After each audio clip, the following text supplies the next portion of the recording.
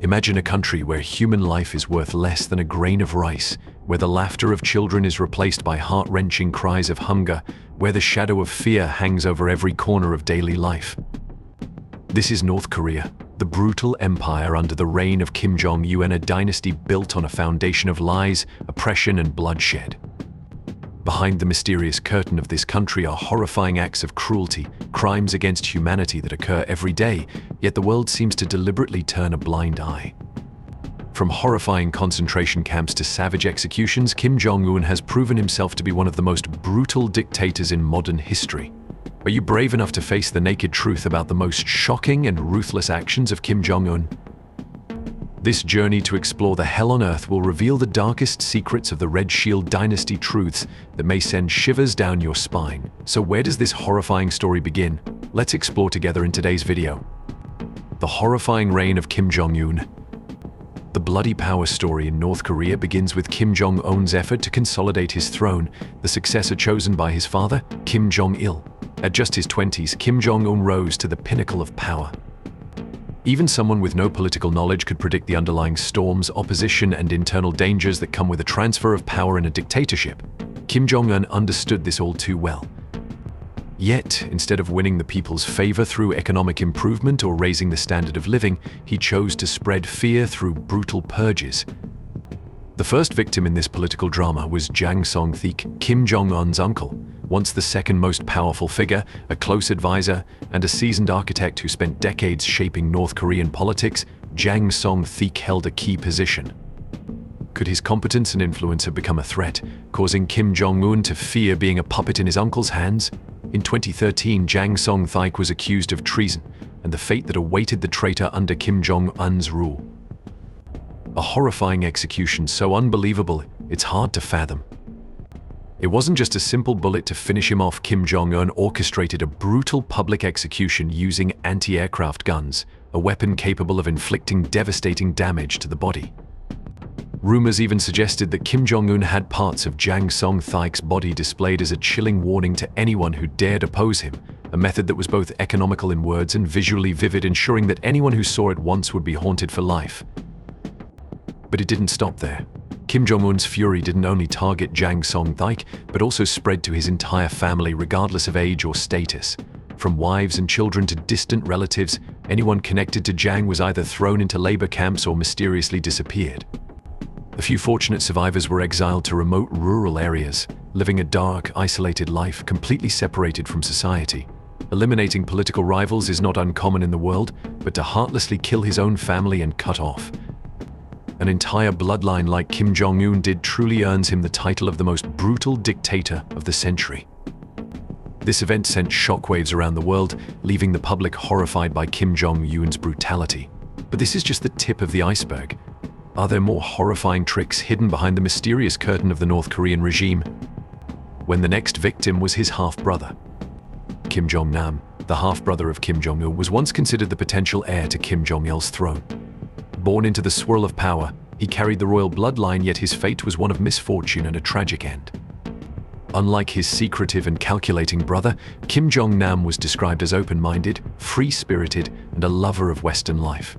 He had studied in Switzerland and was fluent in several languages.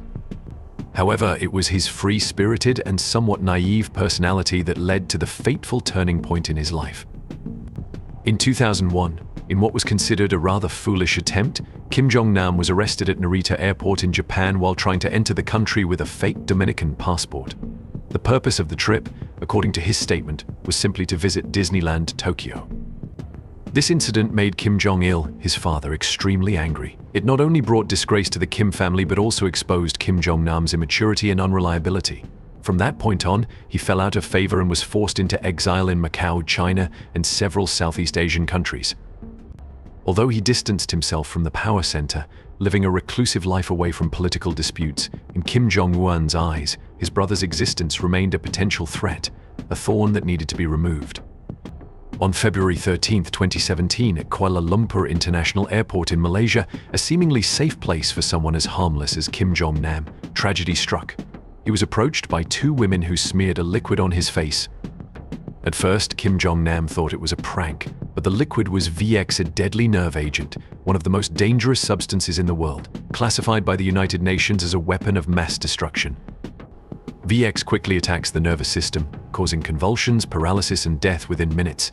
Kim Jong Un collapsed in excruciating pain and died less than 20 minutes later.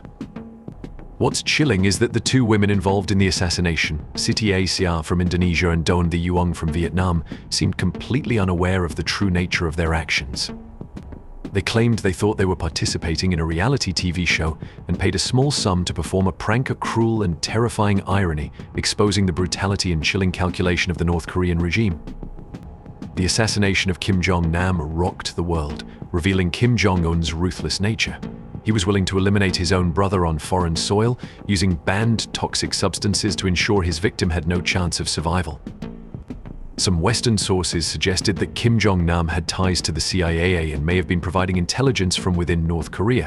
Whether true or not, the death of Kim Jong Un marked the end of the turbulent life of a forgotten prince, a victim of the brutal power struggle. Siti Aisyah and Doan The Yuong, after being arrested for the murder, went through a complicated trial process. Ultimately, after over 2 years of detention, they were released. They were likely nothing more than sacrificial pawns, unwilling actors in the deadly drama directed by Kim Jong Un. A drama where the price to pay is the life of one person and the fate of innocent individuals caught in the political turmoil. Kidnapping, torture, and the tragic death of a tourist. If you think such brutal acts only happen to locals or political figures, think again. In 2016, Otto Warmbier, a 21-year-old American student, decided to travel to North Korea, perhaps driven by curiosity. Remember, by this time, North Korea had already earned a reputation as a human rights hellhole, yet Otto still chose to visit. He was drawn to the shroud of secrecy that enveloped the country, fascinated by a society almost entirely isolated from the outside world, where information was tightly controlled, and the lives of its people were an enigma. Perhaps he thought a short trip would pose no danger, that he would witness a different world and have a unique experience to share with his friends. But Otto was wrong. He underestimated the dangers, ignored warnings about the dire human rights situation in North Korea, where basic concepts of freedom, democracy, and human rights were mercilessly trampled. Under Kim Jong Un's leadership, North Korea was notorious for its brutal labor camps, political repression, and chronic famine. International human rights organizations like Amnesty International and Human Rights Watch had repeatedly condemned the serious human rights violations committed by the Pyongyang regime. Hundreds of thousands of North Koreans were held in labor camps without trial, denied access to legal counsel, and completely cut off from the outside world. They were starved, tortured, forced to work until they dropped, and lived in appalling conditions. Yet these realities seem to have not reached Otto, or perhaps he simply believed that, as a tourist, he would be safe. The tragedy struck in the final moments of his trip. At Pyongyang airport, while preparing to leave the country, Otto was arrested on a ludicrous charge, stealing a propaganda poster, just a poster. That's all. In any other country, this act might be considered a harmless prank, at most punished with a small fine. But in North Korea, under the iron fist of the totalitarian regime, it was blown up into a grave crime, an act of subversion against the state. Otto was sentenced to 15 years of hard labor, a punishment far too cruel and unjust for such a minor offense. 15 years in a hell on earth, 15 years stripped of freedom and dignity, 15 years buried in the darkness of a dictatorial regime. After over a year of harsh imprisonment, Otto was released and returned to the US, in a coma, with severe brain damage and no awareness. The image of the healthy, vibrant young man was now nothing more than a lifeless shell, with bruises all over his body, broken teeth, and empty eyes staring into the void. Otto's family, after months of waiting, were finally reunited with their son, but the joy of reunion quickly turned to unbearable pain as they witnessed his tragic condition. Just 6 days after arriving in the US, Otto passed away, leaving a deep wound in the hearts of his family and friends, and sparking international outrage over the brutality of the North Korean regime. The North Korean government, with convoluted and unconvincing explanations, attempted to cover up the truth of what happened to Otto. They claimed he had food poisoning, then said he fell into a coma from an overdose of sleeping pills. But these excuses could not conceal the harsh reality. Otto had been tortured, starved, and mistreated both physically and mentally during his detention. Otto Warmbier's death serves as a stark warning to the international community about the dangers of the North Korean regime and a heartbreaking reminder that, for some regimes, human lives are nothing more than political pawns, sacrificed at any time. Forced labor camps. If you think executions or the torture of individual citizens are already horrifying, step into the utopia of North Korea's labor camps, known as Kwanlee-so. This is the masterpiece of the Pyongyang regime, a legacy handed down from Kim Il-sung to Kim Jong-il, and now being upgraded and expanded with remarkable dedication by Kim Jong Un. It's like a long-term promotion program, available to all, from fallen officials, citizens who've spoken out of turn, to even distant relatives of the enemies of the state. No trial, no evidence, sometimes even no reason at all, and you are honored with a special re-education program in an environment so harsh that even cockroaches would weep from envy. Imagine life inside this labor paradise. These rugged mountains, desolate, barren lands are not the sanctuaries of wild nature but hide special resorts completely cut off from the outside world. Here, tens of thousands of unwilling visitors, from fallen officials, citizens who spoke out of turn, to even the family members of the enemies of the state, are imprisoned indefinitely. No trial, no evidence, sometimes no specific reason at all. They are stripped of every basic human right, turned into modern-day slaves, serving a brutal dictatorship. A day in a Kwanlee-so begins before the sun rises and ends after nightfall. Endless forced labor, no matter how extreme the weather conditions, is the main course on the daily menu. During the bitterly cold winter, when temperatures drop below freezing, guests are treated to tattered, flimsy clothes that barely shield them from the bone-chilling cold. Their meager meals consist mainly of moldy corn and wild plants, sometimes supplemented by rats or insects if they're lucky enough to find them. Clean water and medicine are luxuries existing only in dreams. Broken limbs, pneumonia, or any other sickness are minor issues not worth the management's attention. Life and death here are as fragile as a thread. The ultimate goal of the Kwanlee-so system is not just physical imprisonment and destruction, but the mental destruction of its prisoners, spreading fear throughout society. It's a chilling warning: any form of resistance, no matter how small, will be met with ruthless punishment. Those who survive these camps, the few lucky ones, often carry deep psychological scars, becoming depressed, panicked, and losing faith in life and humanity. They live in silence, fear, too terrified to voice their thoughts, becoming living ghosts in their own country. And that is exactly what the Kim Jong Un regime wants: a society of silence, absolute obedience, where every dissenting voice is crushed before it even begins. Public executions.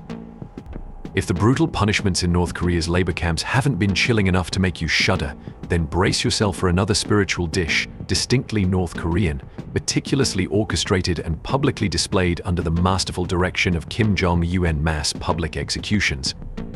In North Korea, taking a life is not merely a form of punishment, it is also a powerful propaganda tool, a macabre spectacle designed to instill fear and crush any seeds of resistance among the population. Imagine being forced to attend a special performance. It's not a concert nor a play, but a mass execution right before your eyes. Thousands of citizens just like you are herded into stadiums, public squares, or even schoolyards, places that should be filled with joy, but now hang in a deathly silence. Amidst the crowd, silent with terror, individuals deemed criminals are dragged to the center of the stage. Their crime could be anything, from watching a South Korean movie, listening to Western music, or even daring to criticize the regime. And then the horrifying scene unfolds. Gunshots shatter the stillness, screams echo, and that image is forever etched into your mind. Children, their innocent eyes unaware of the cruelty of the world, are forced to witness it all, as if it's an introductory lesson on the regime's brutality. They will grow up haunted by the terror, with the belief that any curiosity about the outside world, any deviant thought, could lead to death.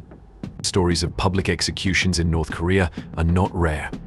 In 2022, a 22-year-old man was executed in front of a crowd simply for watching and sharing South Korean films and music.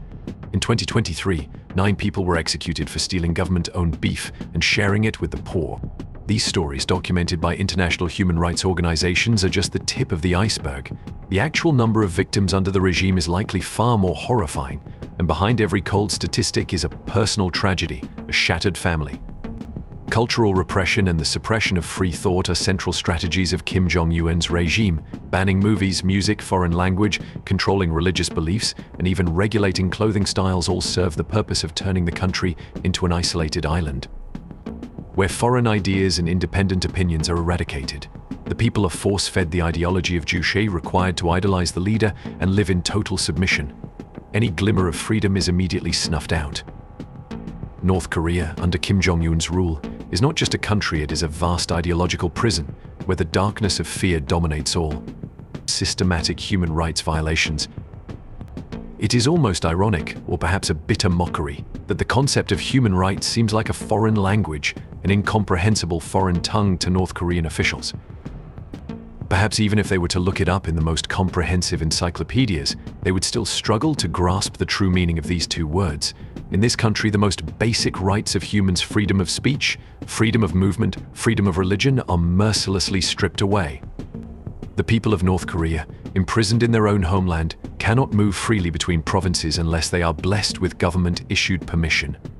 As for the dream of crossing the border to seek a free life in a promised land, it is nothing but a distant illusion, a fragile hope easily extinguished by the cold barrel of border guards' guns.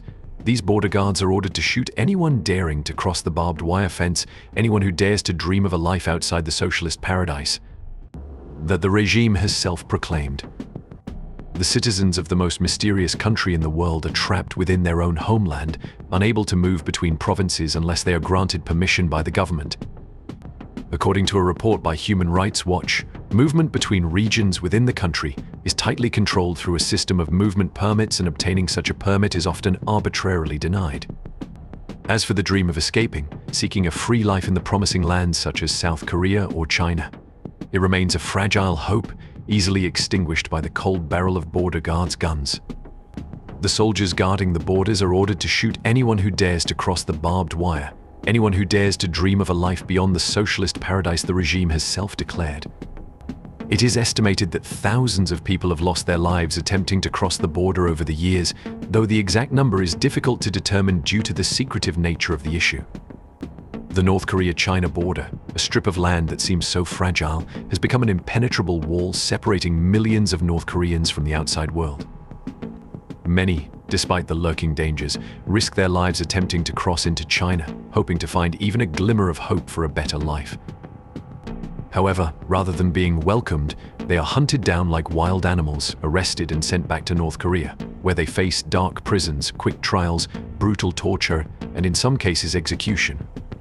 According to some sources, those who are arrested and repatriated may face prison sentences ranging from 3 to 7 years in labor camps. For the people of North Korea, it seems as if the whole world is a giant prison with no way out. The COVID-19 pandemic, instead of being a global disaster for all of humanity, became a golden opportunity for the North Korean regime to tighten its control over the population. Exploiting the pandemic, they completely sealed off the borders, cutting off all sources of food and medicine from the outside, pushing the people into poverty and exposing them to rampant disease. According to a United Nations report in 2021, more than 40% of the North Korean population, roughly 10.9 million people, were facing severe food shortages. These dry statistics cannot fully capture the pain and desperation of millions of people who are barely surviving in the earthly paradise, self-proclaimed by the regime. The shortage of medicine has also become dire, further debilitating the already fragile healthcare system in North Korea. While human rights violations in other countries would lead to strong international condemnation, North Korea seems immune to any pressure, with nuclear weapons in hand and some major powers secretly supporting or at least turning a blind eye. The Pyongyang regime is willing to pay any price to maintain absolute power. When questioned by the international community about the dire human rights situation in the country, they simply respond with a familiar phrase that is anti-state propaganda. And that's it. Everything returns to the same old orbit, with the Iron Curtain still shrouding this mysterious country, hiding the tragedies, the forgotten fates of millions of its citizens. Famine and outdated healthcare, the precarious life in the self-proclaimed paradise. The brutality of Kim Jong Un's regime is not only evident through cold gun barrels and harsh prison camps, but also seeps in more subtly and persistently through its callous indifference to the ongoing famine and rampant disease throughout the country.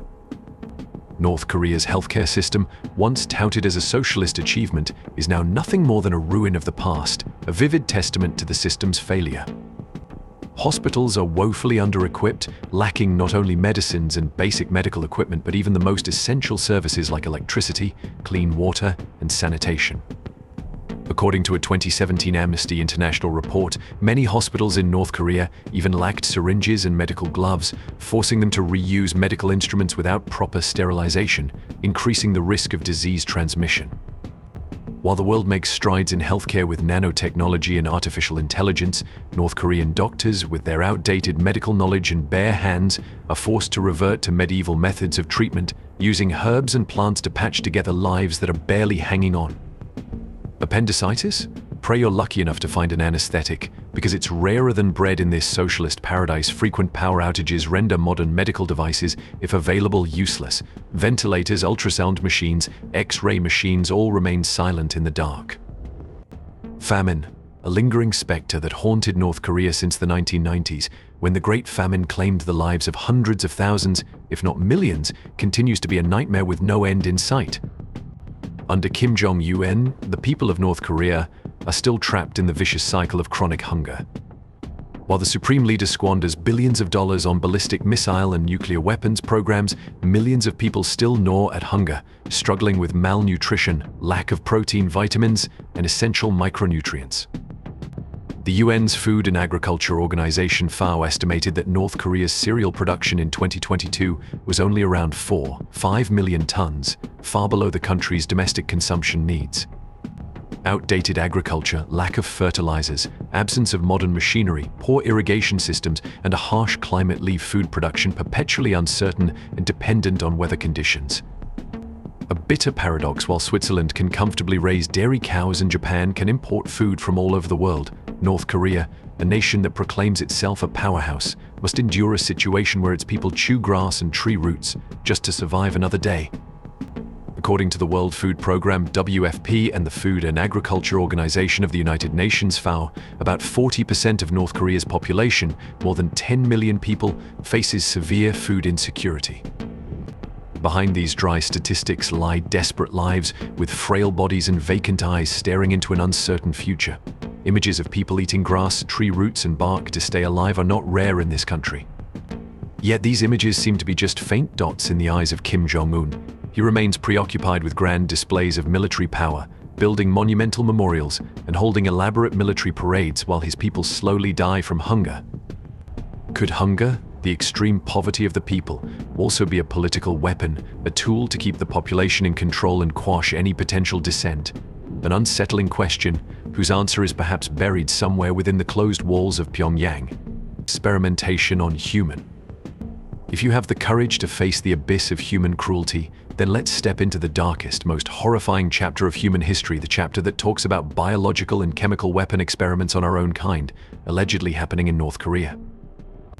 The rumors, the trembling testimonies of the few survivors, and the sparse reports from human rights organizations paint a terrifying picture of what is taking place behind the tightly guarded curtain of secrecy erected by the Pyongyang regime. In this place, political prisoners, dissidents, and lives considered worthless are used as test subjects for deadly viruses, bacteria, and poisons. The goal?